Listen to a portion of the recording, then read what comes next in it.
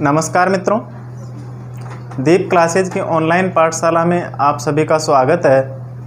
मित्रों, आज हमने अपने चैनल से संबंधित एक छोटा सा वीडियो भी आपको इन्फॉर्मेशन के लिए जारी किया था।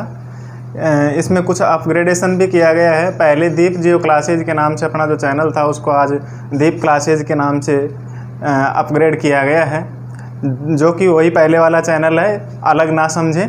और पहले जो स्पेशल ज्योग्राफी की क्लासें इस चैनल के माध्यम से हम संचालित कर रहे थे, अब धीरे धीरे और दूसरे विषयों की भी क्लासें संचालित करने जा रहे हैं डिमांड के अनुरूप, जिसमें आज हम केमिस्ट्री की क्लास शुरू करने जा रहे हैं, जो कि आर.के. जोनवाल सर आपको केमिस्ट्री की क्लासें लेंगे।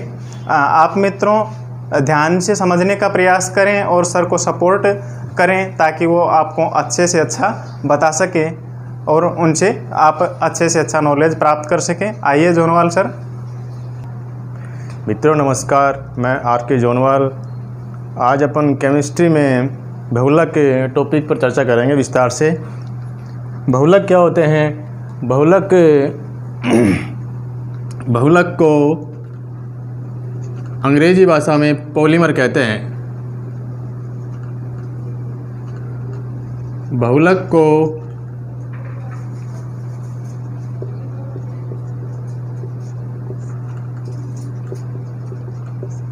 अंग्रेजी भाषा में क्या कहते हैं? पॉलीमर कहते हैं। पॉलीमर शब्द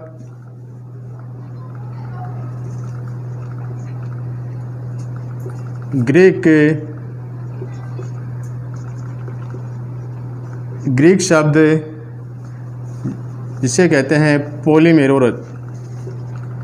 पॉलीमेरोरस, जिसका शाब्दिक अर्थ है पॉली प्लस मेरोरस। ठीक है मित्रों, पॉली का मतलब है मैनी और मेरोरस का मतलब है पार्ट्स। मैनी अनेक या बहुत,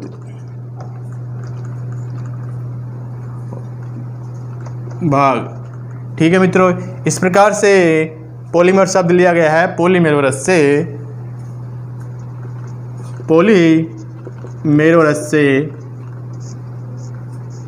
लिया गया है।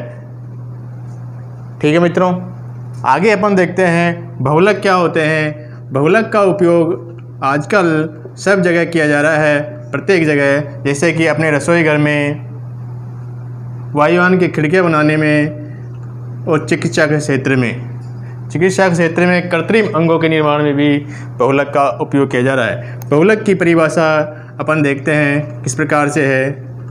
बहुलक की परिभाषा अगला है अपना बहुलक की परिभाषा। ठीक है मित्रों, बहुलक की परिभाषा है अनेक उच्च अणुभार वाले यौगिक उच्च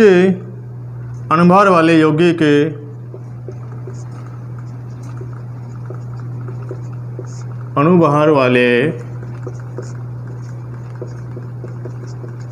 यौगिक जो अनेक छोटे छोटे अणुओं के परस्पर संयुक्त होकर बनते हैं, उसे अपन क्या कहते हैं? बहुलक कहते हैं। जो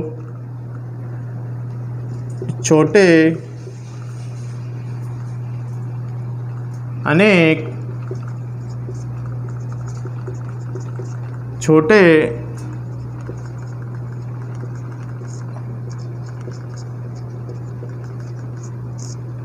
अणुओं के परस्पर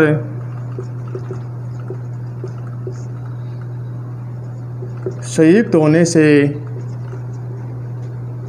बनते हैं, उसे अपन क्या कहते हैं? बहुलक कहते हैं। उच्च अणुभार वाले यौगिक के जो अनेक छोटे अणुओं के परस्पर संयुक्त होने से बनते हैं, उसे अपन क्या कहते हैं? बहुलक कहते हैं। अगला है अपना बहुलीकरण।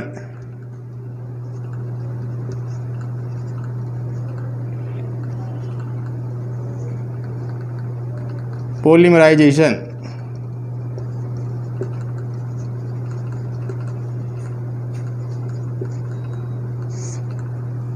पॉलीमराइजेशन क्या होता है? ये है छोटे व सरल कार्बनिक पदार्थों का ताप दाब उत्प्रेरक व एंजाइम की उपस्थिति में बड़े व जटिल कार्बनिक पदार्थों में परिवर्तित होना ही बहुलीकरण कहलाता है। इसे अपन क्या कहते हैं? पॉलीमराइजेशन कहते हैं। और इससे प्राप्त यौगिक को बहुलक कहते हैं।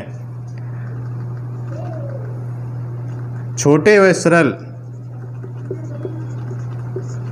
छोटे व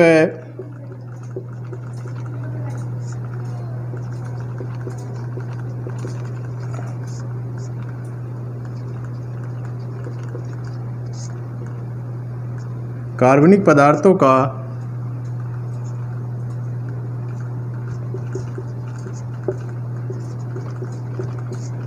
ताप दाब उत्प्रेरक एवं एंजाइम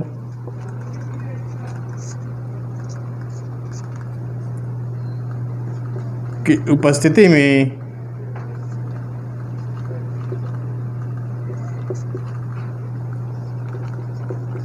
बड़े व जटिल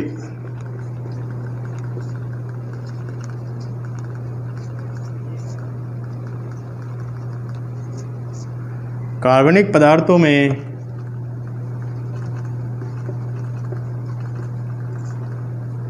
परिवर्तित होना ही क्या कहलाता है? पॉलीमराइजेशन कहलाता है। और इससे प्राप्त यौगिक को क्या कहते हैं? अपन बहुलक कहते हैं। ठीक है मित्रों, ये हुई बहुलीकरण के बारे में चर्चा। अगली है अपना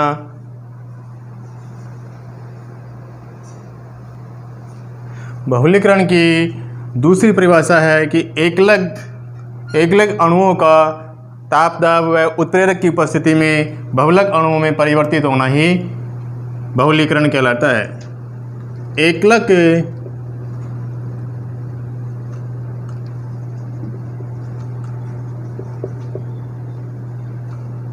एकलग अणुओं का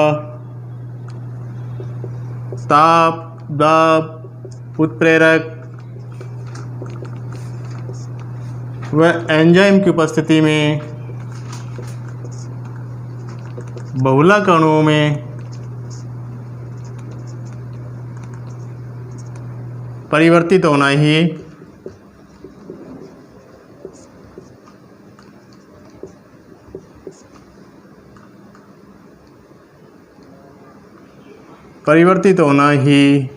क्या कहलाता है? पॉलीमराइजेशन कहलाता है।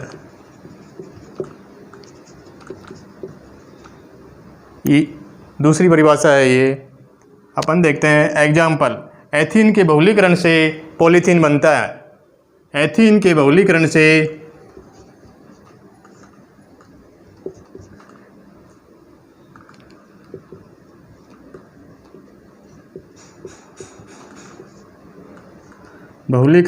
क्या बनता है? पॉलीथीन बनता है। पॉलीएथीन बनता है, जिसमें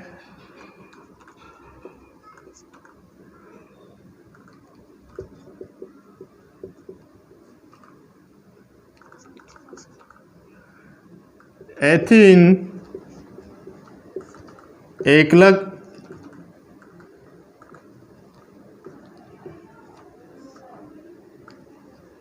अणु तथा पॉलीएथीन बहुलक अणु की तरह कार्य करता है। बहुलक अणु को कार्य करता है। जैसे एग्जाम्पल देखते हैं अपन। एथीन का फॉर्मूला है CH2 double bond CH2 and इसे अपन कहते हैं एथीन।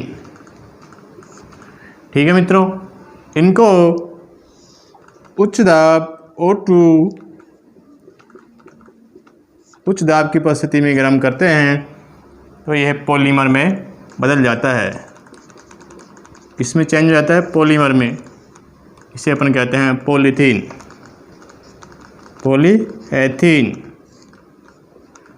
ठीक है मित्रों, ये बहुलक अणु की तरह कार्य करता है। पॉलीथीन बहुलक अणु है, यह एकलग अणु है।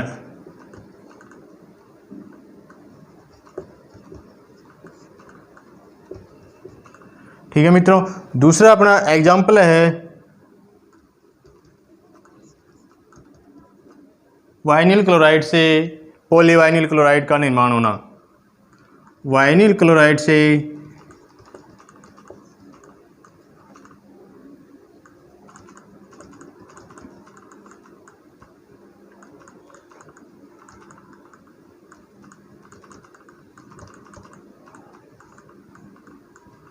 VC भी कहते हैं।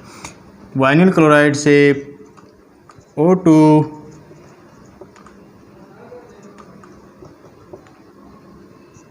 उच्च दाब की उपस्थिति में गर्म करेंगे, क्या बनेगा? पॉलीवाइनिल क्लोराइड CH2 सिंगल बॉन्ड, क्या है? पॉलीवाइनिल क्लोराइड।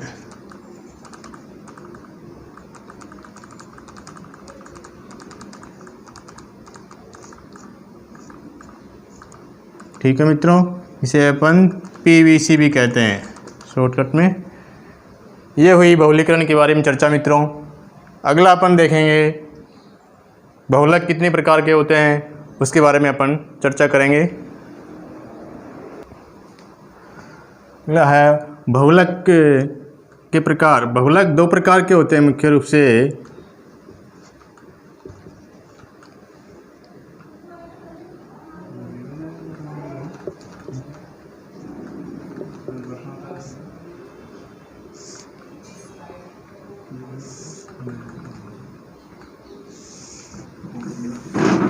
मित्रों, पहला है कार्बनिक बहुलक।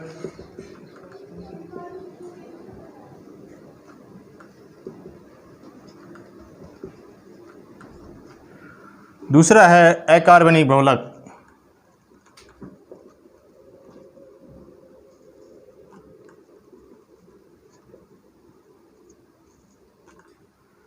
मित्रों, कार्बनिक बहुलक के वे बहुलक जिनके मुख्य श्रृंखला में कार्बन परमाणु पाए जाते हैं उन्हें अपन कार्बनिक बहुलक कहते हैं। ठीक है मित्रों, अकार्बनिक बहुलक वे बहुलक जिनकी मुख्य श्रृंखला में कार्बन परमाणु नहीं पाए जाते हैं उन्हें अपन अकार्बनिक बहुलक कहते हैं तथा इनके कार्बन परमाणु एल्काइल व फिनाइल के प्रतिस्थापित समूह के रूप में पाए जाते हैं और इनकी मुख्य श्रृंखला में नाइट्रोजन, ऑक्सीजन, फास्फोरस, हैलोजन और सिलिकॉन पाए जाते हैं। पहला देखते हैं अपन कार्बन बहुलक के मुख्य श्रृंखला में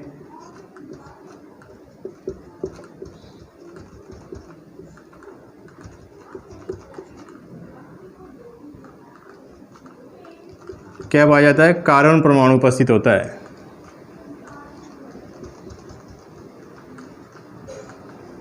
ठीक है मित्रों, उन्हें अपन कार्बनिक बहुलक कहते हैं। दूसरा है अकार्बनिक बहुलक। इनकी मुख्य श्रृंखला में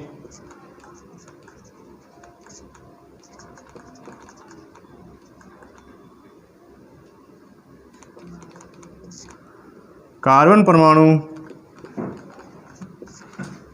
नहीं पाया जाता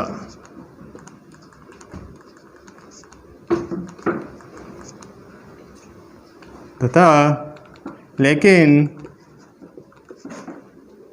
एल्काइल व फिनाइल के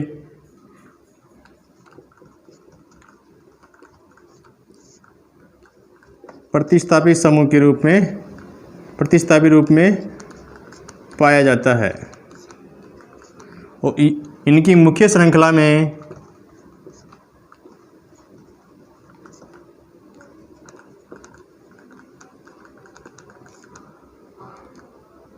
नाइट्रोजन, फॉस्फोरस,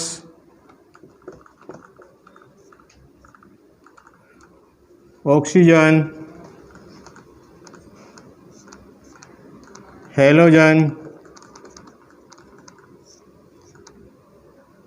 आदि पाए जाते हैं। ठीक है मित्रों, ये हो गए कार्बनिक बहुलक।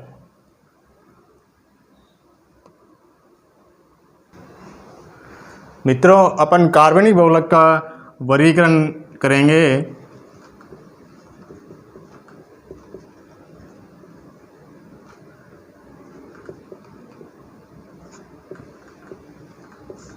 बहुलक का वर्गीकरण।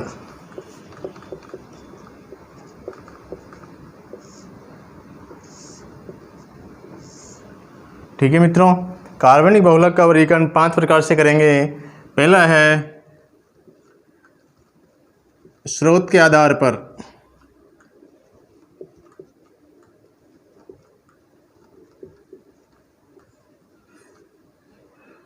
ठीक है मित्रों, स्रोत के आधार पर। दूसरा है एकलक अवस्था के आधार पर।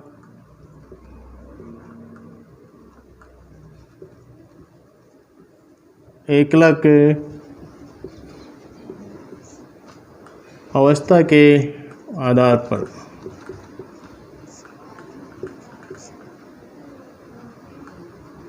मित्रों, तीसरा है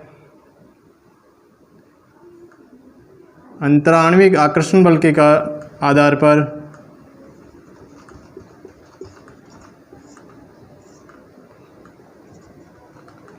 अंतराण्विक बल के आधार पर।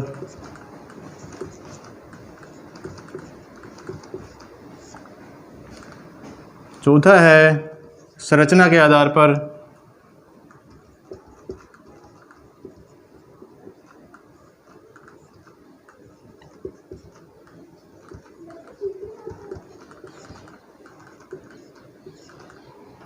और पांचवा है संश्लेषण के आधार पर।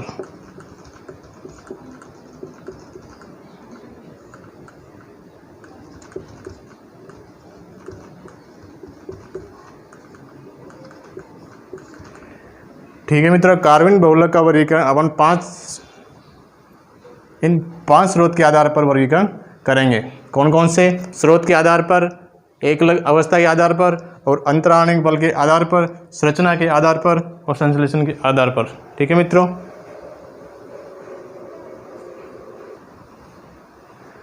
पहला लेते हैं अपन स्रोत के आधार पर।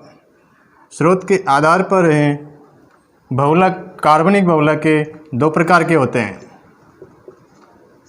कितने प्रकार के? 2। कौन कौन से? पहला है प्राकृतिक बहुलक।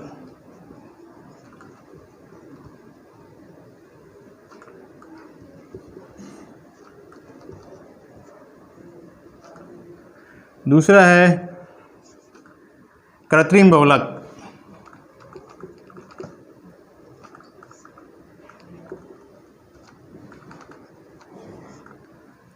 कौन सा है? कृत्रिम बहुलक।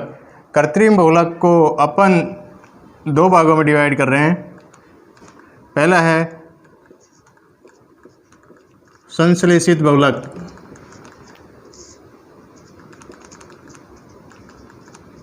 ठीक है।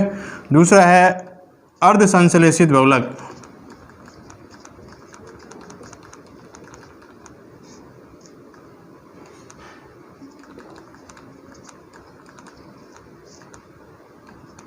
ठीक है मित्रों, पहला लेते हैं प्राकृतिक बहुलक।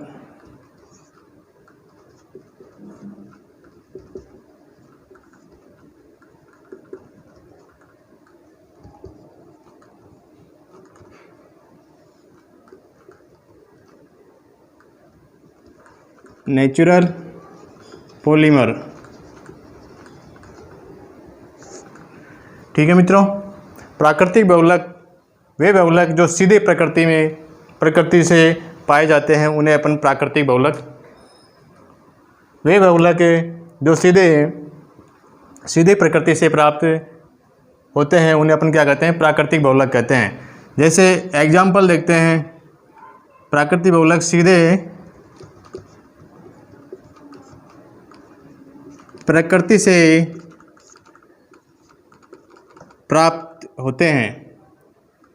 इनमें मनुष्य का संश्लेषण में कोई योगदान नहीं होता है। इनके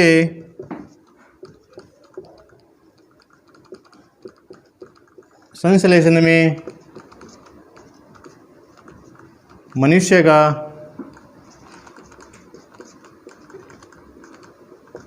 योगदान नहीं होता है। ठीक है मित्रों, एग्जाम्पल देखते हैं अपन।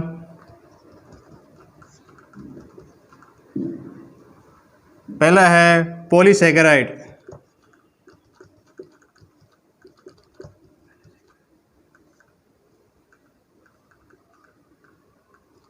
दूसरा है सेल्यूलोज,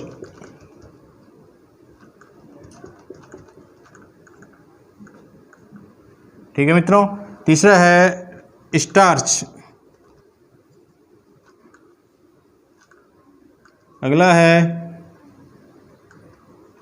सिल्क, ऊन,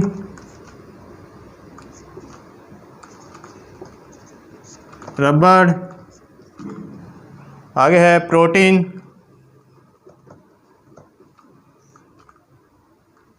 अगला है न्यूक्लिक एसिड। लास्ट है न्यूक्लिक एसिड, न्यूक्लिक अम्ल।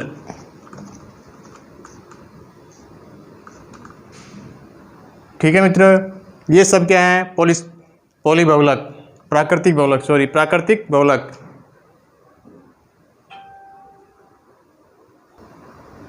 मित्रों, दूसरा है कृत्रिम बहुलक।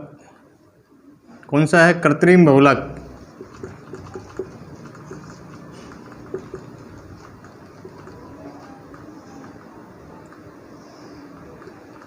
मित्रों, कृत्रिम बहुलक वे बहुलक जो प्राकृतिक स्रोतों से मनुष्य द्वारा संश्लेषित किए जाते हैं, उन्हें अपन कृत्रिम बहुलक कहते हैं। ठीक है मित्रों, यह इनको दो भागों में बांटा गया है। पहला है संश्लेषित बहुलक। कौन सा? संश्लेषित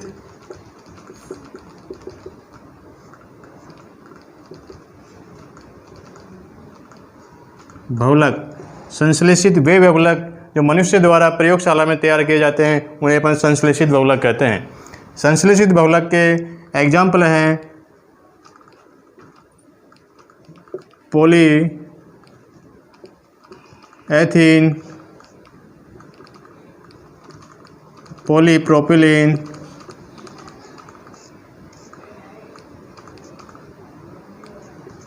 और पॉलीएक्रोनाइट्राइल,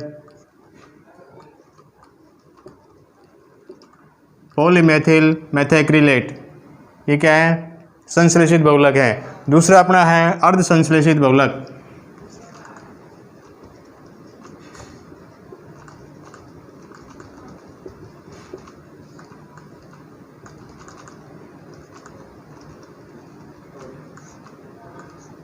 अर्ध संश्लेषित वे बहुलक है जो मनुष्य द्वारा रासायनिक प्रयोगशाला द्वारा तैयार किए जाते हैं, रासायनिक विधि द्वारा तैयार किए जाते हैं, उन्हें अपन क्या कहते हैं? अर्ध संश्लेषित बहुलक कहते हैं। ठीक है मित्रों, रासायनिक क्रिया विधि द्वारा तैयार किए जाते हैं, उन्हें अपन अर्ध संश्लेषित बहुलक कहते हैं। इनका एग्जाम्पल देखते हैं।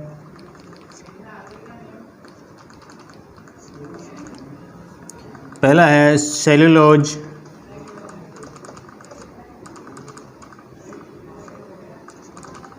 सेल्यूलोज डाइएसिटेट।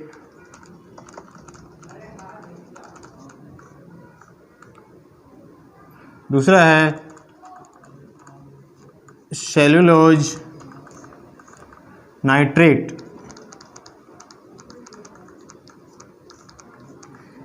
सेल्यूलोज नाइट्रेट को अपन घन कॉटन भी कहते हैं।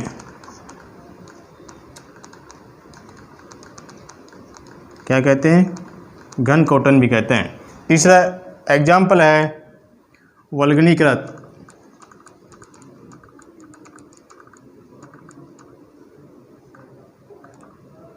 ठीक है मित्रों, यह है अर्ध संश्लेषित बहुलक के एग्जाम्पल।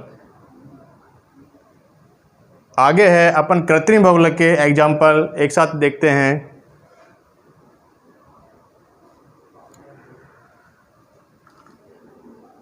कृत्रिम बहुलक के एग्जाम्पल देखिए सर। एग्जाम्पल हैं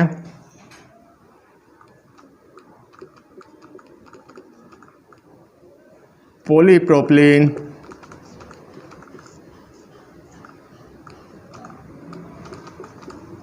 पॉलीवाइनिल क्लोराइड,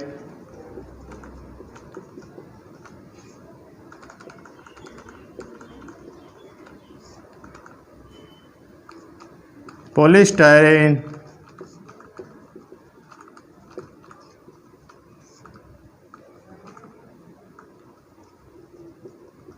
पॉलीएक्रोनाइट्राइल,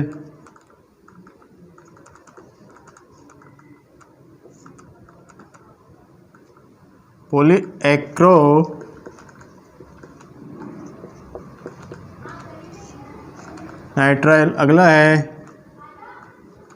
PMMA, यह है पॉली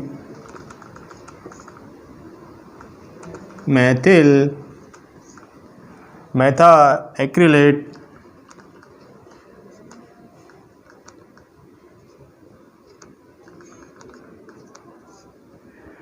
ठीक है मित्रों, अगला है टेफ्लॉन, टेरिलीन,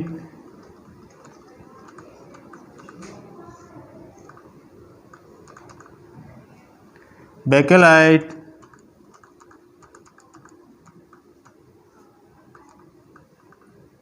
ये क्या है? सभी एग्जाम्पल कृत्रिम बहुलक के एग्जाम्पल हैं। ठीक है मित्रों, आज यहाँ अपनी चर्चा स्रोत के आधार पर बहुलक का वर्गीकरण, जिसमें अपन ने देखा है प्राकृतिक बहुलक और कृत्रिम बहुलक के बारे में चर्चा की है। अगला अपना है एकलक अवस्था के आधार पर बहुलक का वर्गीकरण। इस टॉपिक पर कल चर्चा करेंगे अपन। आज की क्लास यहीं समाप्त होती है। धन्यवाद मित्रों।